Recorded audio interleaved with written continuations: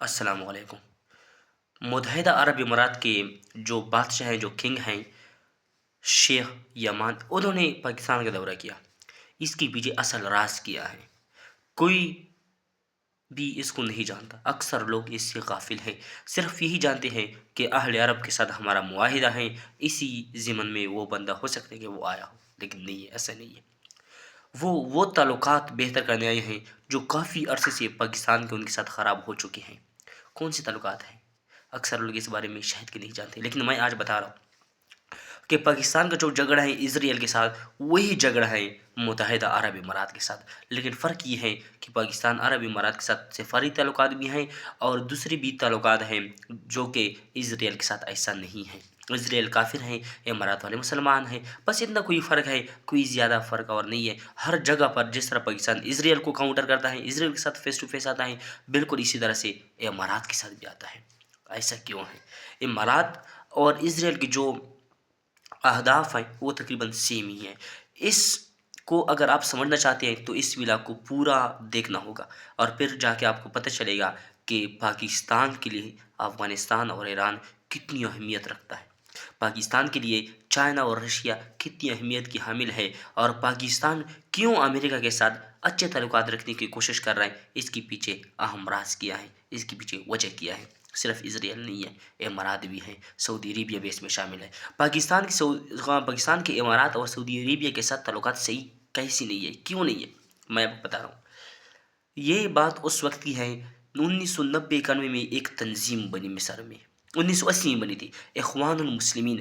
یہ پہلے جنگ پہ فوکس کر رہی تھی، یہ جنگ کر رہی تھی، ایک جہادی تنظیم تھی، لیکن کچھ عرصے کے بعد یہ تنظیم چینج ہو گئی ایک سیاسی جماعت میں، اور انہوں نے یہ سوچا کہ ہم سیاسی طور پر اب کوشش کریں گے تاکہ اس کنگڈم کو ختم کر کے جو عرب ممالک ہیں اس میں ایک ایسا نظام لائے جو اسلامی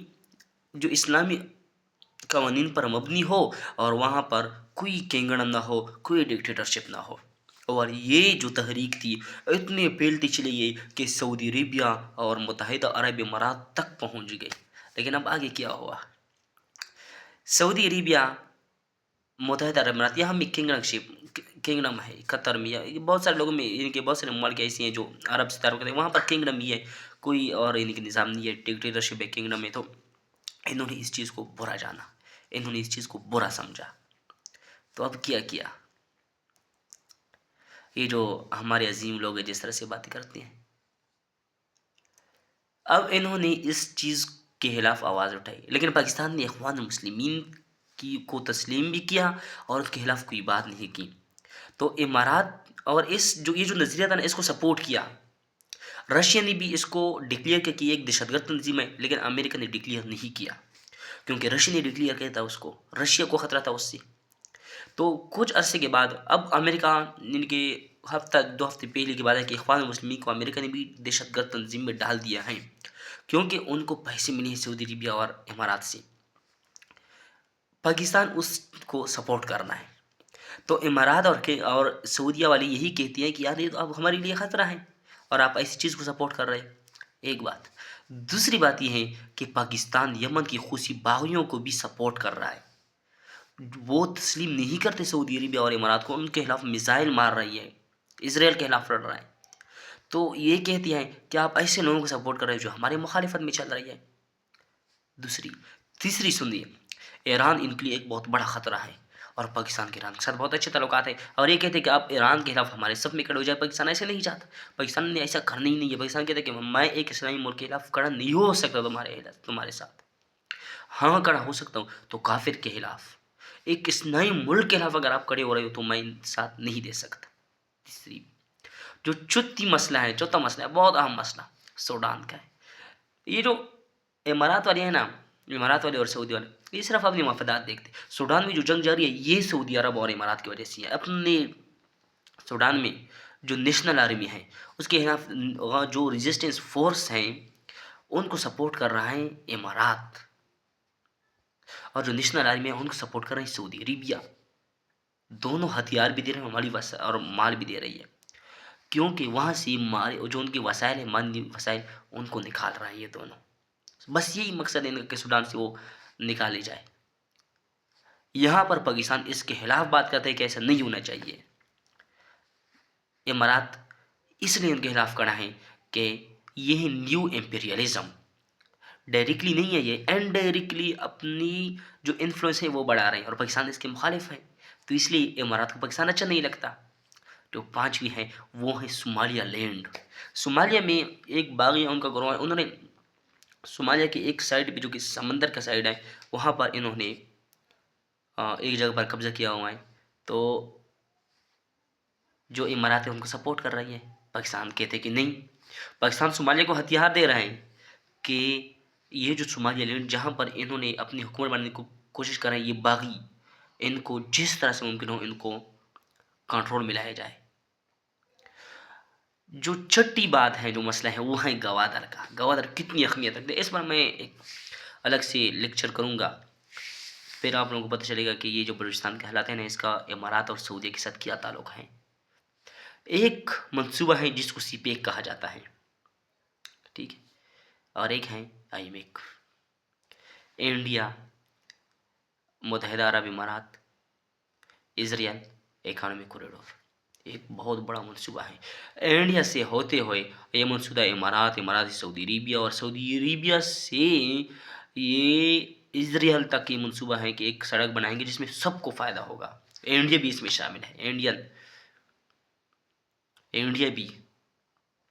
तो अब ये जो मंसूबा ये बना रही है, क्या ये सही है पाकिस्तान के लिए? ये मंसूबा उस वक्त कामयाब हो सकता है जब सीपेक नाकाम हो जाए। सीपेक की नाकामी के साथ इसकी कामयाबी का डायरेक्टली ताल्लुक़ है। ये Pakistan, China, Russia, Afghanistan, Iran, ये कुछ ममालिक हैं जिनका कोई दोस्त नहीं है। अगर इंडिया ना आज खड़ा हो रहा है अमेरिका के खिलाफ, इंडिया ऐसे खड़ा नहीं हो सकता। हम कहते हैं कि इंडिया खड़ा है, पाकिस्तान क्यों खड़ा नहीं हो रहा? पाकिस्तान खड़ा हो ही नहीं सकता कभी अमेरिका के खिलाफ। अगर इंडिया खड़ा है तो इसराइल की वजह से, क्योंकि इसराइल और इंडिया के डायरेक्टली काफ़ी अच्छे ताल्लुकात हैं, और जो अमेरिका है वो इसराइल के बगैर कुछ कर ही नहीं सकता, वो उनके हाथों मजबूर है। क्योंकि अमेरिका का जो भी सदर होता है बिलियनियर आता है, मालदार आते हैं। अब डोनाल्ड ट्रंप को तो पैसे काफ़ी अजीज है। इसराइल के जितनी भी अमेरिकन में बिलियनियर हैं सिवाय चंद एक के सारे इसराइल से हैं, सारे के सारे यहूदी हैं। और वो तो मैं आप लोगों को एक खैरत अंगेज़ बात बताऊँ, जो अमेरिका है, अमेरिका के जो लीडर हैं वो अमेरिका से ज़्यादा इसराइल की मफादात का ख्याल रखती है। बेशक अमेरिका को नुकसान हो जाए लेकिन इसराइल को नहीं होना चाहिए, किसी भी सूरत में नहीं होनी चाहिए नुकसान इसराइल को। तो अब आप मुझे बताइए कि अमेरिका इसराइल के खिलाफ जा सकता है?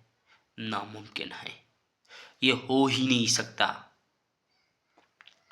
तो अब आप कैसे उनके खिलाफ खड़े हो रहे हैं यार? पाकिस्तान अब ऐसी हालत में, अगर पाकिस्तान अमेरिका और यूरोप के खिलाफ खड़ा होते हैं तो मशरक़ लिहाज ये तबाह व बर्बाद हो जाएगा। इमारात यही तल्लुकात ठीक करने आए थे लेकिन ऐसा नहीं है। ये तल्लुकात ठीक उस वक्त तक नहीं हो सकती जब तक कि मसले मसाइल हल ना हो। इमारात ने इंडिया को सपोर्ट नहीं किया था, और इंडिया के बारे में उन्होंने यही कहा था कि हम हर चीज़ में इंडिया को सपोर्ट करेंगे। दहशतगर्दी के हर वाक़े में। दहशतगर्दी कौन कर रहा है? पाकिस्तान को दहशतगर्दी उन्होंने कहा था इंडिया के मुकाबले में। क्या ये सही था? पाकिस्तान और इंडिया और पाकिस्तान और इमारात की ताल्लुकात कभी भी सही नहीं हो सकती, ये नामुमकिन है, इम्पॉसिबल। इंशाल्लाह will meet in next video tomorrow.